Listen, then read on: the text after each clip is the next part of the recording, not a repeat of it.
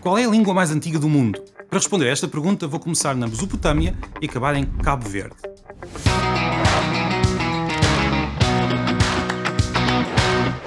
Comece por responder a uma pergunta mais fácil. Qual é a língua com os registros escritos mais antigos? Aí não há grandes dúvidas. É o Sumério, uma língua da Mesopotâmia, onde é hoje o Iraque, uma língua que ficou registada na escrita cuneiforme há uns 5.000 anos. É a escrita mais antiga que se conhece. Agora, a verdade é que já existiam línguas faladas há muito tempo, há pelo menos 50.000 anos. A história da escrita é apenas uma parte minúscula da história da linguagem humana. Na altura do Sumério já existiam muitas outras línguas e algumas delas acabaram por aparecer também no registro escrito pouco depois. O egípcio, por exemplo, depois o grego, o fenício, o latim e tantas outras.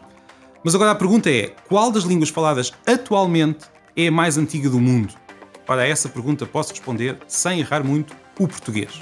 Mas também o inglês, o espanhol, o catalão, o francês, o russo, o japonês, o swahili e por aí fora. Podia continuar pela lista quase completa das mais de 7.000 línguas do mundo. Parece um disparate? Não é. Pergunto, quando é que nasceu a nossa língua? Terá sido quando Portugal ficou um país independente? Bem, a criação do Reino de Portugal foi demorada, mas vamos imaginar que aconteceu num só dia. Afonso Henriques abre a janela e grita, sou rei.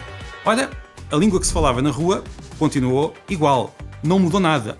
A língua não nasceu nesse dia. Terá nascido quando alguém deu o nome à língua? O primeiro registro escrito da palavra português como nome da língua foi no século XV. Já a expansão marítima tinha começado. E não foi certamente nessa altura que a língua nasceu. Já havia poesia e peças de teatro em português. Terá sido quando surgiu o primeiro registro escrito em português? Ora, para alguém escrever numa língua, ela já tem de existir na oralidade.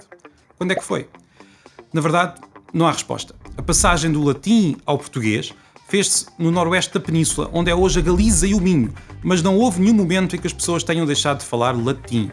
O que aconteceu foi, a certa altura algumas pessoas pensaram, bem, já falamos de forma tão diferente do latim, mais vale termos as nossas gramáticas e os nossos dicionários. Criou-se um padrão novo, ou seja, criou-se uma espécie de modelo para se usar na escrita. Mas a língua, essa, é uma continuação do que já se falava antes. O próprio latim é uma continuação do que se falava antes. E podemos, aliás, recuar até 6.500 anos no passado e a nossa língua, ou aquilo que veio a dar ao que falamos hoje, era uma língua chamada proto-indo-europeu, que também terá vindo de outra língua ainda mais antiga. As línguas são como as bactérias, dividem-se em novas línguas, mas nenhuma é mais antiga que as irmãs. Quase todas as línguas humanas têm a mesma idade. Não se sabe bem a qual é que é essa idade. Eu disse quase todas, porque há exceções. Por exemplo, as línguas artificiais, como o Esperanto, têm uma data de nascimento. Também há línguas que surgem quase do nada, quando uma geração não aprende uma língua anterior. Os linguistas encontraram um grupo de crianças surdas, na Nicarágua, que foi deixado ao Deus dará e criou uma língua gestual de raiz. Também podemos olhar para as línguas crioulas. Algumas delas surgem em situações desesperadas, como durante o tráfico de escravos do Atlântico, e as pessoas, sem uma língua comum, acabam por criar uma língua provisória só para comunicar, usando alguns materiais de outras línguas. Quando as crianças, depois, aprendem essa língua provisória, dão-lhe uma gramática inteira e nova.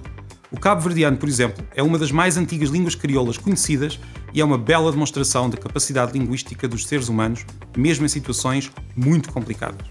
Mas não é só o cabo-verdiano.